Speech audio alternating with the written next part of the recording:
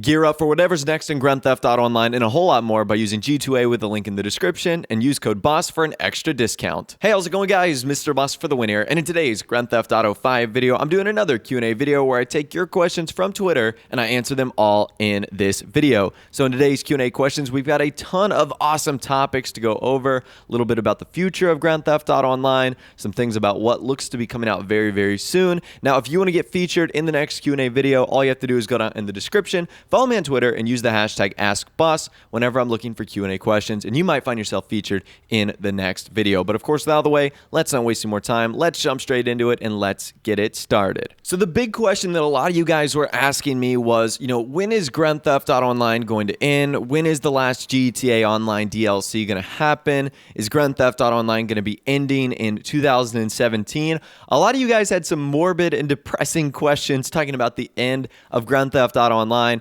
and I'm not sure what has, sparked this conversation. Maybe it was the announcement of Red Dead Redemption 2, but a lot of people are interested in when Grand Theft Auto Online is going to be ending. And I understand that. Grand Theft Auto Online, very, very popular. Obviously, I play it every day. I'm assuming many of you guys play it every day. But I think there's still a lot on the horizon here for what's going to be coming out in online as far as updates and DLCs. And my prediction is that, yes, sometime towards the end of 2017, we're going to stop seeing updates in Grand Theft Auto Online. And what's going to happen is Rockstar will slowly start to focus on Red Dead Redemption 2.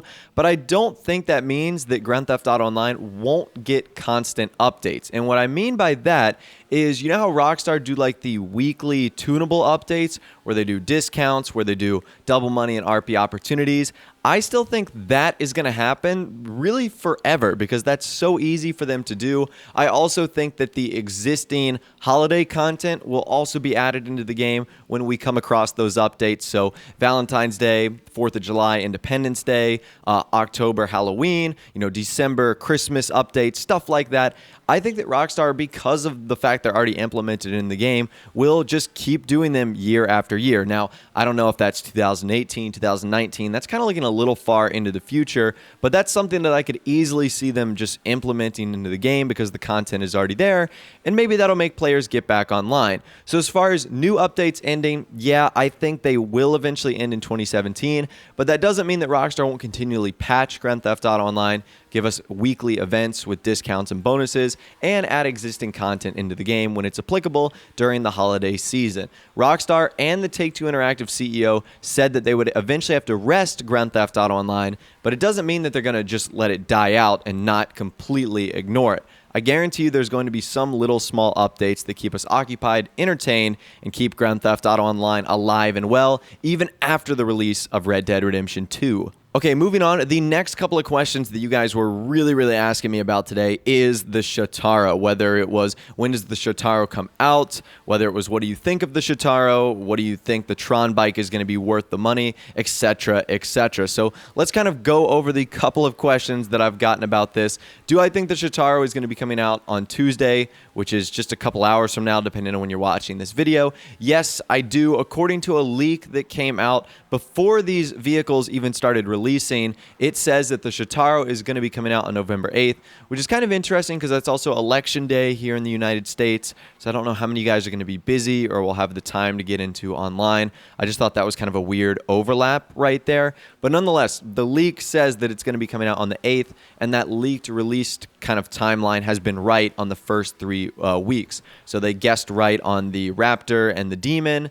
They also guessed right on the Vortex and then the Halloween bike as well. So if the Shotaro does come out on Tuesday, that means that the Deadline Adversary mode will be releasing as well. So that'll be lots of fun. And you guys know, as always, I'll be doing streams and videos for that. We're going to be having a ton of fun with that brand new content. Also, a lot of people have been asking me, and you might even be seeing it in the gameplay right now, how I have the Shotaro. So I signed into Grand Theft Auto Online one day in an online session, and I kid you not, I went AFK, I went upstairs to go make a drink or something like that, come back downstairs, and all of a sudden, I've got these Tron bikes just spawned around me. So I did what everyone else would do. I just took one and I just started driving, and I pressed the record button because I said, hey, this is kind of cool.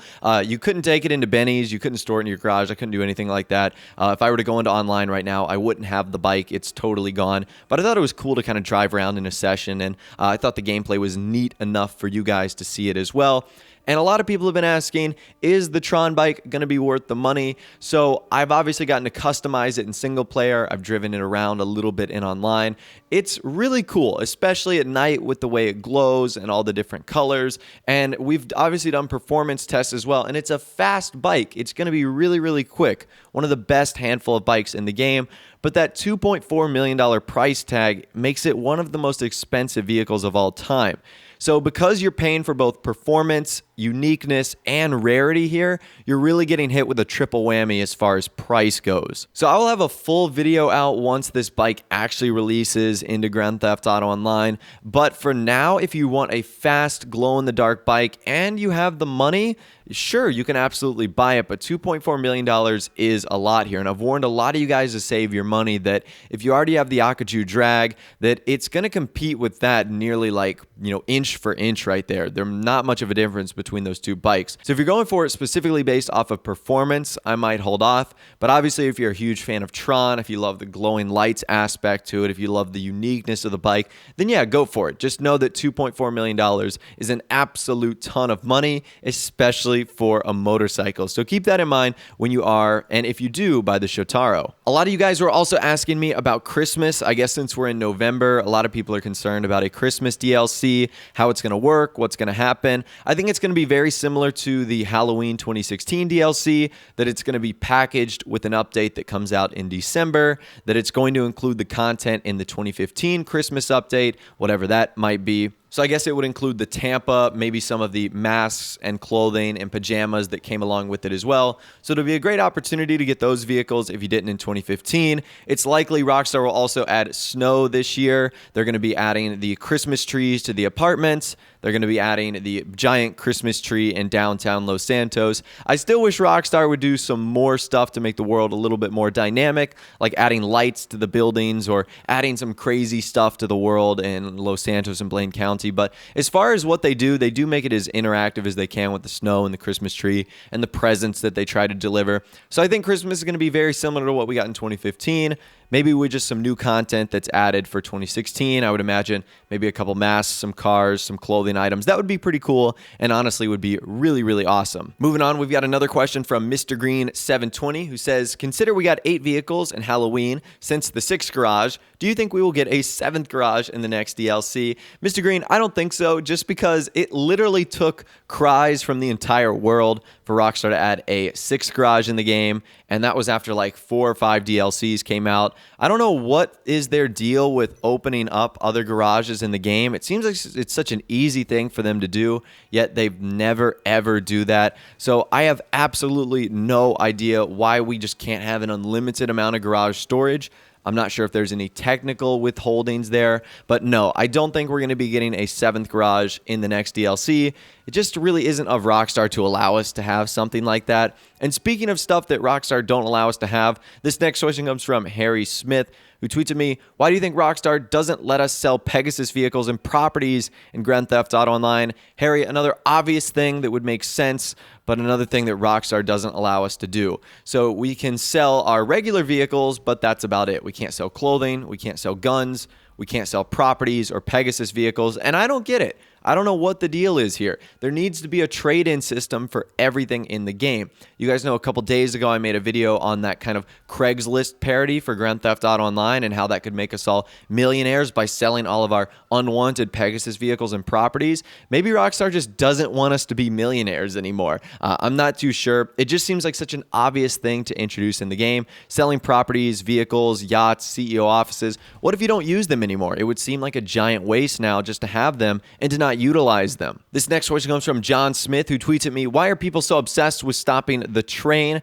John, I don't know. There seems to be a phenomenon with people that want to stop the train. And honestly, 95% of those videos are incredibly stupid because the train just goes through almost all the objects. Everyone seems so shocked when it does, and I really don't understand why. Maybe people are just really bored with GTA 5 right now. It has been out for over 3 years, so maybe that has something to do with the obsession of stopping the train. You'll notice you haven't seen one of those videos on my channel because I think they're kind of dumb. I don't really see the point of them. If you want to try and stop the train, go for it, but just know that, objects are just going to go through them, or the train is simply not going to be stopped. So I really don't know what's going on there, but apparently people like trying to stop the train. Moving on, we have another question from Elliot, who tweets at me, do you think GTA 6 will be slightly delayed because of Red Dead Redemption 2? Yes, I do, and also the success of Grand Theft Auto Online. I think the gap between Grand Theft Auto 5 and Grand Theft Auto 6 is going to be the longest we've seen in the GTA franchise. I think between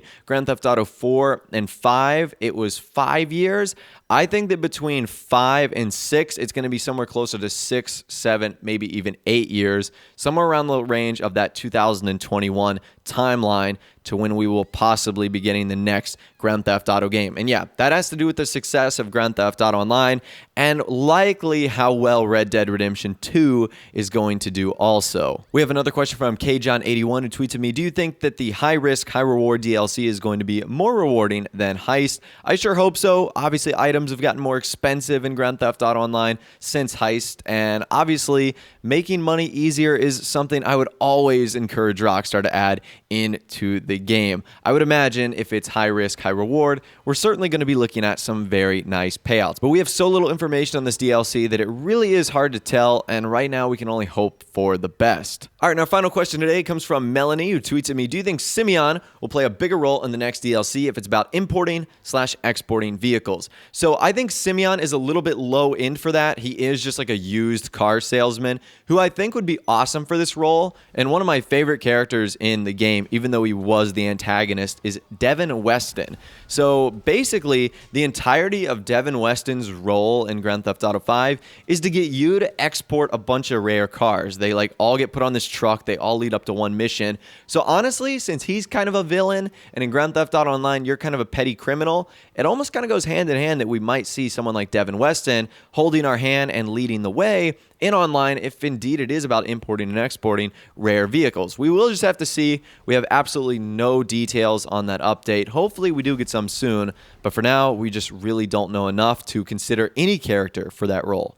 But anyways, that's all the questions that I'm going to be answering in this week's Q&A video. Hopefully you guys did enjoy. As always, if you want to get involved in the next one, all you have to do is go down in the description, follow me on Twitter, and use the hashtag AskBoss whenever I'm looking for Q&A questions, and you might find yourself featured in the next video. If you went on to enjoy this one, though, a like rating would, of course, be awesome. And also, subscribe to my YouTube channel if you are new or you like daily GTA 5 videos like this. With that out of the way, guys, like I said, thanks so much for watching. Take care, and I'll see you guys in the next video.